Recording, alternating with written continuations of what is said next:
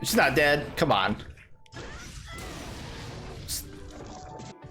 Wow, it really makes her go through all the attacks before she sheds. And we're gonna get like one turn, and then she's gonna this transition is so fucking jank.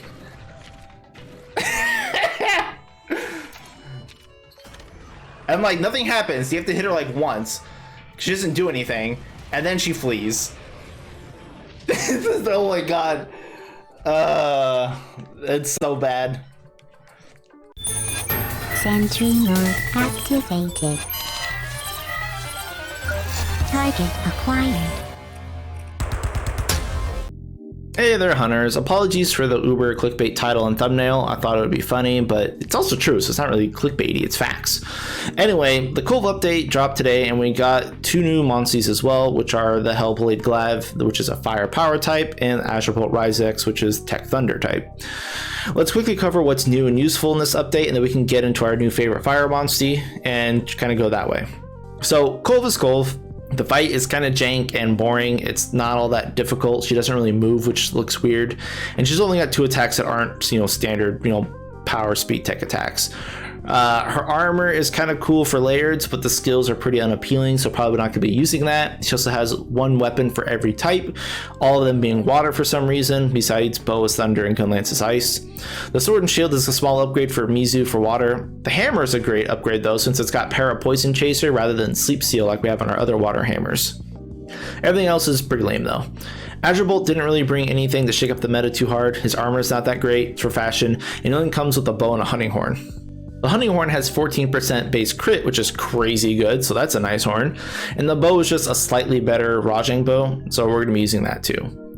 Now, Hellblade's armor is actually not bad. Tenacity and Heroics is a great combo for setup, so that's nice. And his fire sword and shield is weird, like it's more damage than Tio's for fire, but with less blasts, but it's less damage than Rathalos for fire, but has blasts, so yeah, it's like right in the middle, pick it if you want.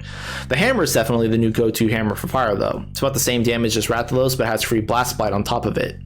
The bow is a joke. It's like 2 more damage than Glavs, and it has a 2% blast blight proc. I mean, that has to be a typo, right? Even Bracky has 12% blast blight. But yeah, that's basically all our new gear. Do with that info what you wish, but let's talk about working on Glav as our new favorite monstie. First, do keep in mind that monsties are just stat blocks. You can move this around to any monster you'd like. So with that, let's just get this over with. So Hellblade has some pretty solid base stats. Comparing them to Dread Queen, it's basically better. It's more crit and more fire damage, same defenses, and loses just a slight bit of HP, which isn't a big deal at all. So overall, this is kind of like the better fire monstie. But is it really going to be that much better? Probably not. I mean, the stats are so close in this game anyway, you might as well use any other fire monstie like this or Tio or literally anything you want. But it's new, it's cool, so yeah, we're going to be using him. So I'm going to be using Hellblade as our new fire monstie, and we're going to be focusing on just raw damage and crit. So if you've seen my previous video on Pump Up, you should be able to see where this is going. To start, we're going to be using Pump Up as the buff for this monster per the usual. 1.7 times attack modifier is just too good to pass up. For our passive buffs, we're going to be going to take Fire Attack XL, of course, for 40 more flat fire damage, and it's a power type for bingos. Heroics XL for more power bingos, as well as being a 35% more elemental damage multiplier when we're under half HP, always solid, which should happen a lot anyway since we're going to be winning head-to-heads, so yeah, it's okay to have. And then lastly, we're going to be using Crit Eye to boost our crit by 16%. This gene is effectively free, don't worry about losing the bingo slots. I have a crit video out, maybe before this one, I forget which one's going to come first, but anyway, I have a video that's going to be explaining crit and why it's so good.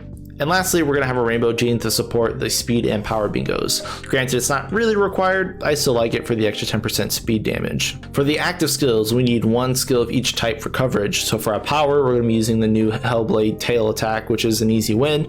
It's high power, can crit, comes with bonus crit, which is amazing. And since it's power, we can get a lot of use of our bingos out of it, since fire and power kind of go hand in hand. For speed, we're going to be also taking the new gene Burning Tail, which is also from Hellblade. It's a great speed option with 80% chance to burn. Nothing else really stands out about it though. It's just, an extra speed option because fire speed attacks are kind of hard to come by.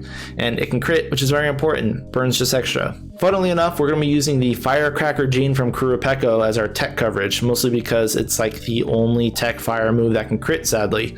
It also doesn't cost much meter to use, so that's a small plus. But do remember that you don't have to worry about the attack strength too much if you're using Pump Up, it's rather negligible.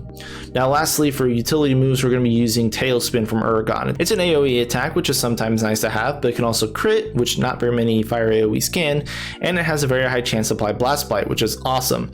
Because later on when we get Molten Tigrix, we're going to be using Ignition Kick to detonate it. So it's going to help with setting up our statuses later. Now with this setup, we're going to have 5 fire bingos, 2 power bingos, and a speed bingo, which isn't too shabby.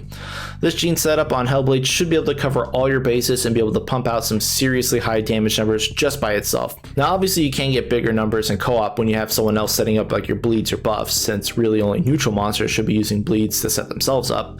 But anyway, for solo, this is hands down like the best setup for a fire monster. Any fire monster. Throw it on Kutku for all I care. It'll work.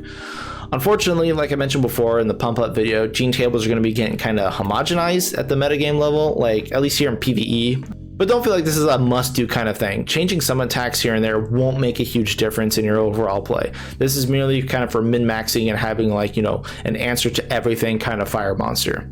Now regarding Azure Bull as a Monstie, yeah, it's a Tech Thunderlord basically. It's got slightly better stats, but we're going to be using the exact same setup on it. Its new buff, which is basically just Valiant Fire for Thunder, is okay, but we have Pump Up, so it's whatevs. But if you want to use Azure Bull, you know, take our cookie cutter meta for Thunder and Thunderlord and just slap it on him and you're done.